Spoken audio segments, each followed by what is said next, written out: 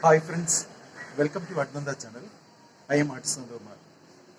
Kerala mural പെയിന്റിങ്സിൽ നവരസങ്ങൾ വളരെ മനോഹരമായിട്ട് ചിത്രീകരിച്ചിട്ടുണ്ട്.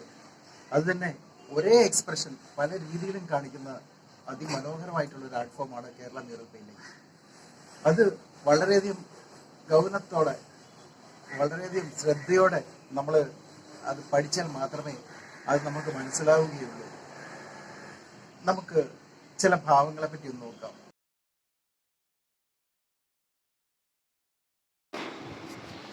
ഇത് ഞാൻ എൻ്റെ ഓൺലൈൻ ക്ലാസ് എടുക്കുന്നതാണ്.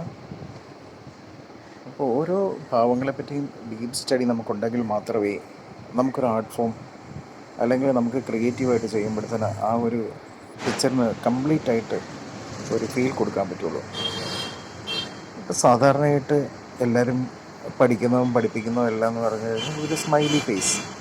എന്തുകൊണ്ടെന്ന് അതിന് പല കാരണമുണ്ട്. ടീച്ചേഴ്സിനെ കുറ്റം പറഞ്ഞിട്ട് കാര്യമില്ല. ഡീറ്റെയിൽ ആയിട്ട് പഠിക്കാനുള്ള ഒരു മാനസികാവസ്ഥ വരുന്നവർക്കും ഉണ്ടാവില്ല. ഒന്ന് പേയ്മെൻറ്റ്, സെക്കൻഡ് വന്ന് അവർക്ക് ക്ഷമ. ഇതൊക്കെ പഠിക്കണമെങ്കിൽ തീർച്ചയായിട്ടും അത് ഉൾക്കൊണ്ടാൽ മാത്രമേ ചെയ്യാൻ പറ്റുള്ളൂ.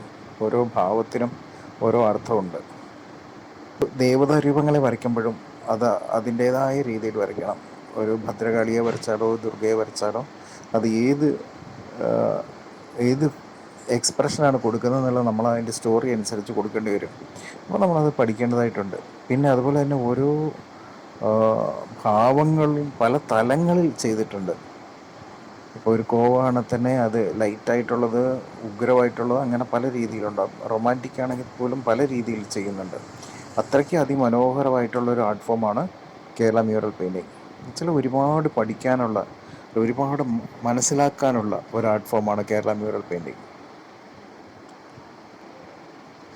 ആവശ്യമുള്ളവർ കോൺടാക്റ്റ് ചെയ്യുക.